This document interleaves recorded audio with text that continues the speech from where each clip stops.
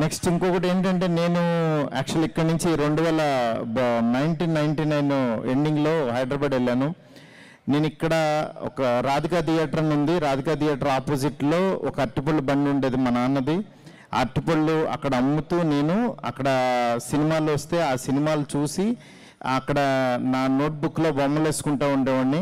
దాని తర్వాత 99లో ఇక్కడ రాజాగారి సెంటర్లో నెంబర్ ప్లేట్లు వేసేవాడిని. స్టిక్కరింగ్ షాప్ ఉండేది నాకు. ఇక్కడ కాలేజీలో హిందూ కాలేజీలో చదువుకుంటూ ఆపోజిట్ కనకదుర్గ ఆటోమొబైల్స్ ఉండేది. అక్కడ నెంబర్ ప్లేట్లు వేసేవాడిని. ఇవన్నీ ఎందుకు చెప్తున్నానంటే నిజంగా ఒక మనిషి కష్టపడితే ఎంత దూరం వెళ్తాడు అనడానికి లివింగ్ ఎగ్జాంపుల్ నేనే.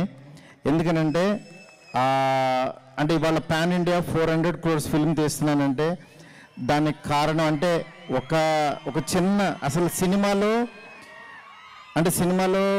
అసలు చిన్న మామూలుగా అవకాశం వస్తుందా రాదా అని అనుకుంటూ ఉంటారు చాలామంది.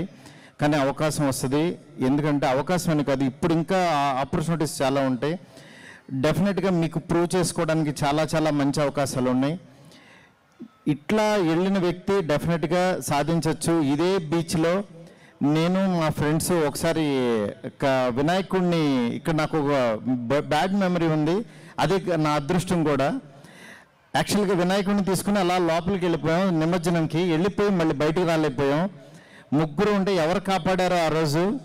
నిజంగా మళ్ళీ ఈ బీచ్లో ఫెస్టివల్ జరగడం, మళ్ళీ ఇక్కడ నేను మాట్లాడటం, ఒక సెలబ్రిటీగా రావడం అనేది నిజంగా నా అదృష్టం. ఇలాంటి ఫెస్టివల్స్ డెఫినెట్గా మళ్ళీ మళ్ళీ జరుగుతాయి. నా వైపు ఏదన్నా చేయాలంటే డెఫినెట్గా నేను చేస్తాను. ఈరోజు నేను కనపడుతున్నాను కానీ ఇంకా ఇండస్ట్రీలో బందర్ వాళ్ళు చాలామంది ఉన్నారు, మంచి మంచి కళాకారులు ఉన్నారు, ఆర్టిస్టులు ఉన్నారు, టెక్నీషియన్స్ ఉన్నారు. నేను ఎక్కడికి వెళ్ళినా సార్ మాది బందరే సార్, మేము సో అండ్ సో ఊరని చెప్తూ ఉంటారు, అభిమానంగా పలకరిస్తుంటారు. నిజంగా మీ ప్రేమ అభిమానాలు ఇలాగే ఉండాలి.